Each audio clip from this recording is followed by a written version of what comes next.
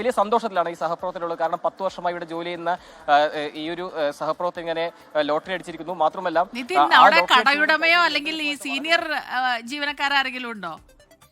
കടയുടമയോ ആരെങ്കിലും ഉണ്ടോ? ഞാൻ ആലോചിക്കായിരുന്നു, ഞാൻ എന്റെ സ്വന്തം കാറിൽ വരും എന്ന് പറയാനായിട്ട് അവിടെ ആരെങ്കിലും ഉണ്ടോ? ശരത്തിനെ വിളിച്ചോ? വിളിച്ചാ നമ്മുടെ സുഹൃത്ത് വിളിച്ചായിരുന്നു. അപ്പോൾ ശരത്ത് കിട്ടിയെന്ന് കൺഫേം ചെയ്തു. അങ്ങനെയാണ് ഇപ്പോൾ കൺഫേം ചെയ്തത്.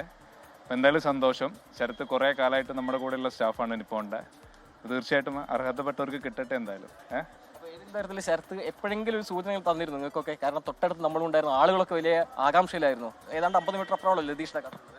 ഇല്ല, റിസൾട്ട് പ്രഖ്യാപിച്ച ശേഷം ശരത്തിനെ ആദ്യമായിട്ടാണ് കാണുന്നത്. ഇപ്പം ഇന്ന് രാവിലെ. അതിന് മുന്നേ 2 ദിവസം ആൾ ലീവായിരുന്നു തോന്നുന്നു. അപ്പം എന്തായാലും തീർച്ചയായിട്ടും നല്ല കാര്യം. ലതീഷ് ഏട്ടൻ കൊണ്ടുവന്ന ലഡു അടക്കം ഇവിടെ കിട്ടിയിട്ടുണ്ടാവല്ലോ അല്ലേ? അല്ല, ഞാൻ ഇന്നാ വരുന്നത്. 2 ദിവസം ഉണ്ടായിരുന്നില്ല.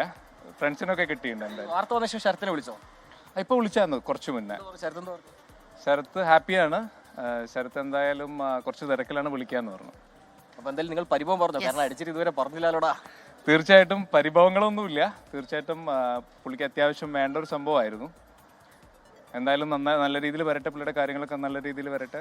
അർഹതപ്പെട്ട കൈകളിലേക്ക് തന്നെയാണ് ആ തുക എത്തിയിരിക്കുന്നതെന്നാണ് സഹപ്രവർത്തകരടക്കം പറഞ്ഞിരിക്കുന്നത്. അവരും വലിയ സന്തോഷമല്ല, കാരണം സഹപ്രവർത്തകർ ഇത്രയും ഒരു വലിയ തുകയുടെ ഒരു സമ്മാനം ലഭിച്ചു. ആ സന്തോഷം അവർ പങ്കുവയ്ക്കുന്നു. ഈ ലോട്ടറിയുടെ ശേഷം ഇന്ന് രാവിലെ അദ്ദേഹം ഇവിടെ ജോലിക്ക് വന്നിരുന്നു. അതിനുശേഷം ഒരു അവധി പറഞ്ഞ് പിന്നീട് നേരെ ബാങ്കിലേക്ക് പോയി തുക മാറുകയായിരുന്നു ചെയ്തിരിക്കുന്നത്. എന്തായാലും വലിയ സന്തോഷത്തിലാണ് ഈ സഹപ്രവർത്തകരൊക്കെ ഉള്ളത്.